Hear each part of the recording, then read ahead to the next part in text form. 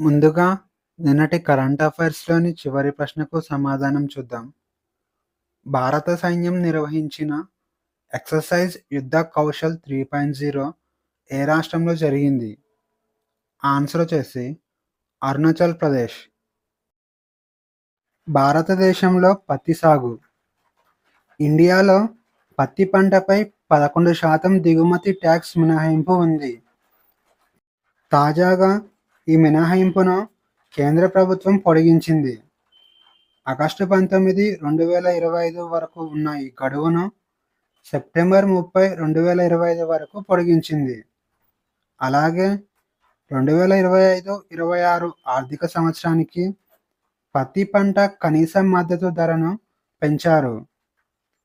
Medium staple cotton ధర 2024-25 ఆర్థిక సంవత్సరంలో క్వింటాకు 7,121 రూపాయలు ఉండగా 2025-26 ఆర్థిక సంవత్సరంలో 589 రూపాయలు పెంచి 7,710 రూపాయలుగా చేశారు.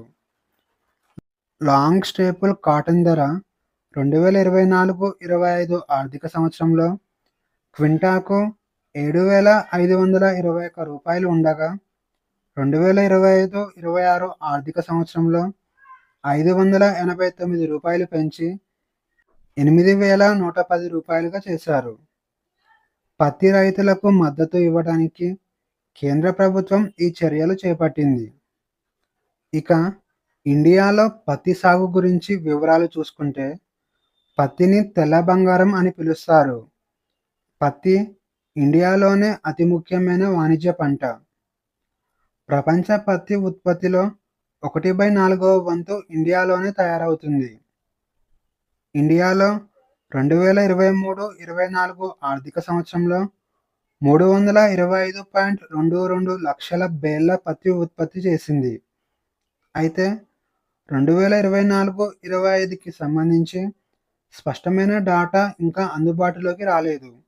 కానీ 306.92 లక్షల బేళ్ల పత్తి ఉత్పత్తి జరిగిందని అంచనా వేస్తున్నారు.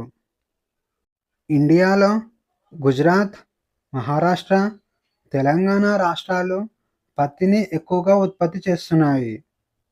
ఇక ఇండియాలో పత్తి పంట 67% వర్షం మీదనే ఆధారపడుతుంది. కేవలం 33% మాత్రమే నీటిపారుదల సౌకర్యాలపై ఆధారపడి ఉంటుంది.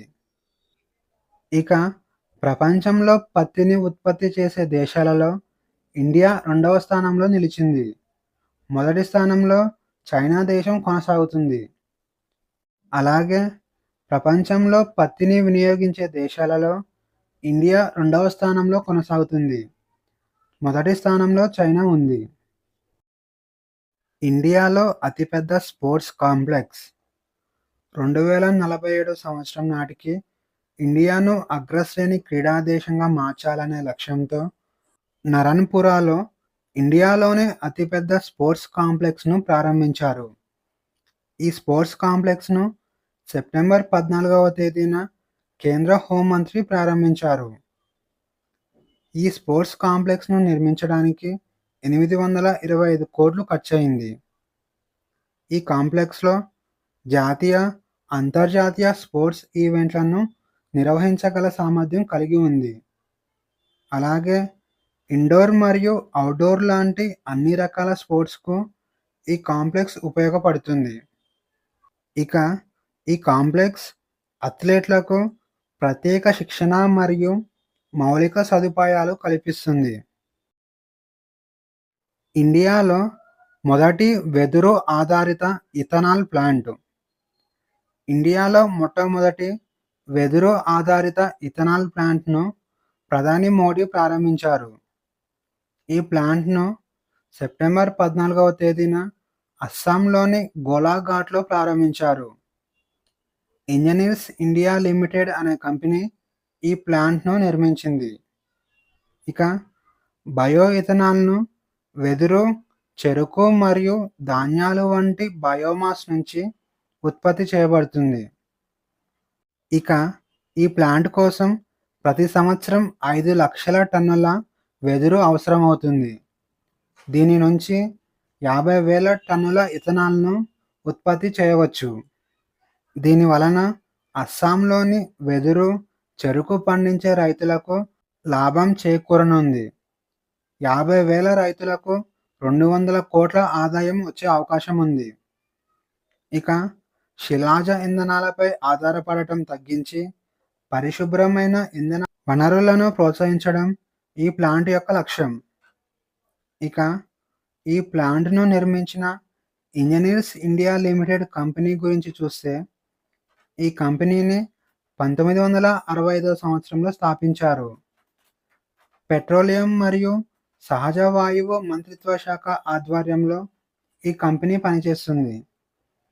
ఇంజినీర్స్ ఇండియా లిమిటెడ్ కంపెనీకి నవరత్న హోదా కలిగి ఉంది.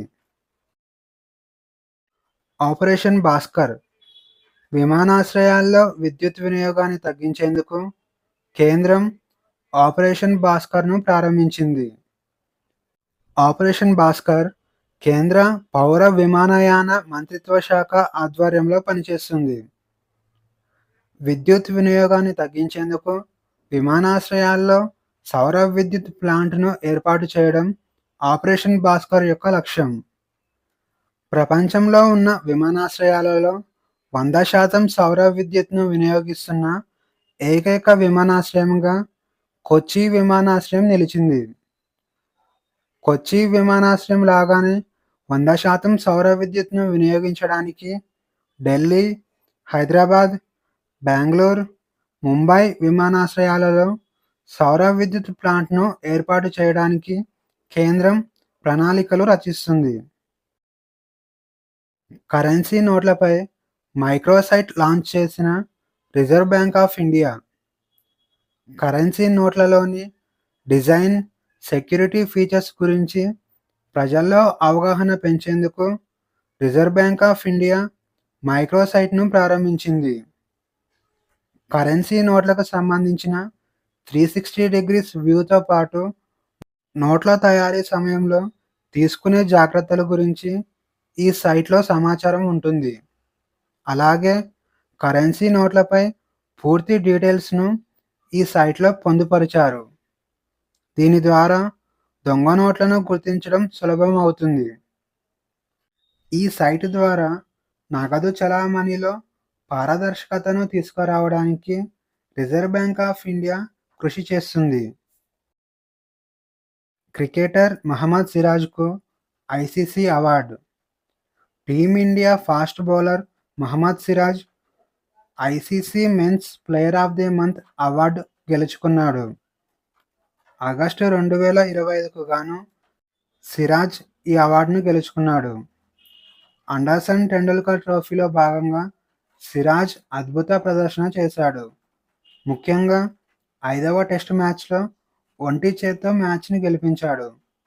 ఈ మ్యాచ్‌లో సిరాజ్ 21.11 సగటుతో 9 వికెట్లు తీశాడు. Speed skating world championship 2025. Speed skating world ఛాంపియన్‌షిప్‌లో ఇండియాకు గోల్డ్ మెడల్ దక్కింది. సీనియర్ మెన్స్ 1000 మీటర్స్ స్ప్రింట్ కేటగిరీలో 22 సంవత్సరాల ఆనంద్ కుమార్ విజేతగా నిలిచారు. ఈ కేటగిరీలో ఇండియాకు గోల్డ్ మెడల్ రావటం ఇదే మొదటిసారి కావడం విశేషం. ఇక జూనియర్ మెన్స్ 1000 మీటర్స్ స్ప్రింట్ కేటగిరీలో క్రిష్ శర్మ కూడా గోల్డ్ మెడల్ సాధించాడు. ఇక 2025 స్పీడ్ స్కేటింగ్ వరల్డ్ ఛాంపియన్‌షిప్ పోటీలు చైనా దేశంలో జరిగాయి. ఇక ఈరోజు క్వెషన్స్ వచ్చేసి 2025 సెప్టెంబర్ 11వ తేదీన ప్రారంభించిన ఫాస్ట్ ట్రాక్ ఇమిగ్రేషన్ ప్రోగ్రామ్‌ను ఎన్ని నగరాలకు విస్తరించారు? ఏ 8 నగరాలు, బి 7 నగరాలు, సి 6 నగరాలు, డి 5 నగరాలు.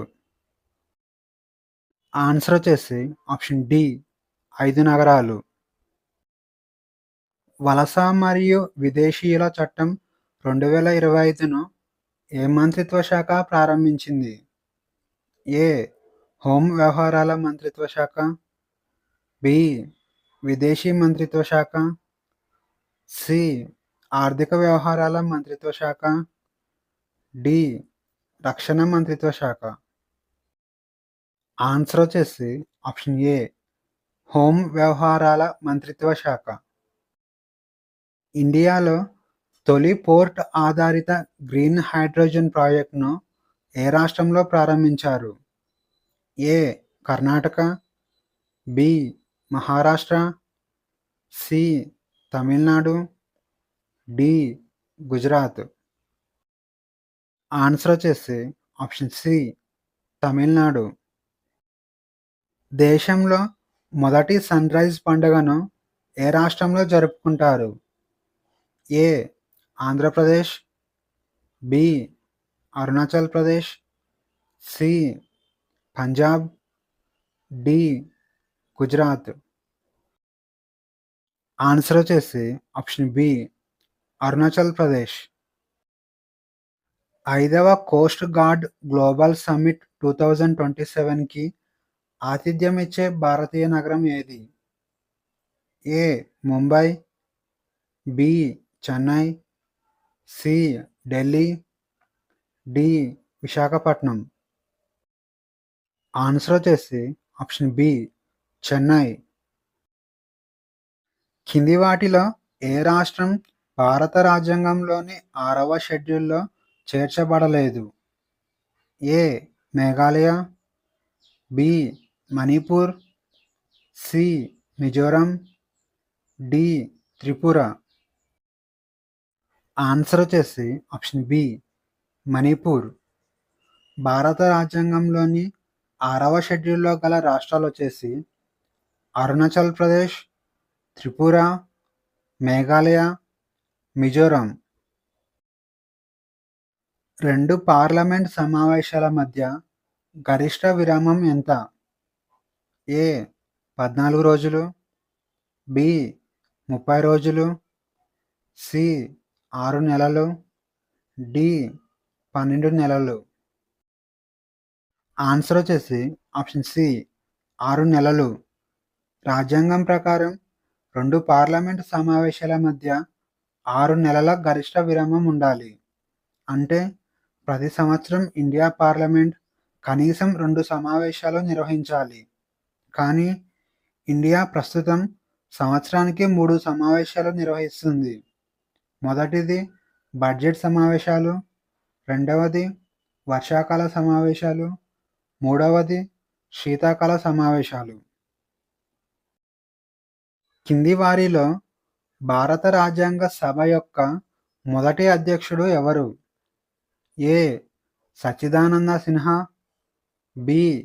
బాబు Rajendra Prasad, C. BR Ambedkar, D. Vallabhbhai Patel.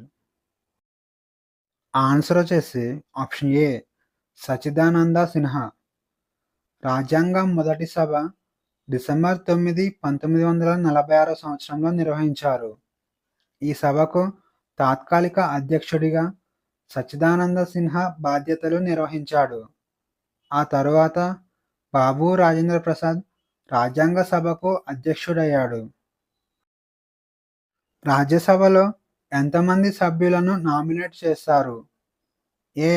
25, B. 16, C. 12, D. 18.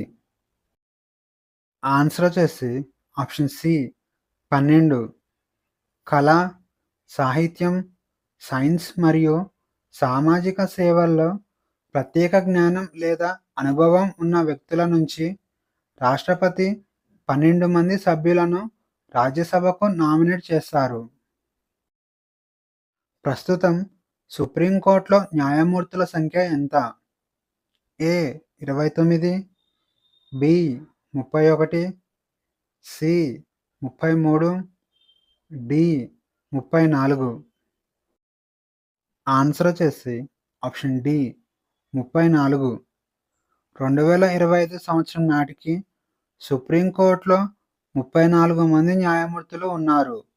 అందులో ఒకరు ప్రధాన న్యాయమూర్తి కాగా 33 మంది న్యాయమూర్తులు ఉన్నారు. ఇక 2019 సంవత్సరం వరకు సుప్రీంకోర్టులో 31 మంది న్యాయమూర్తులు ఉండేవారు.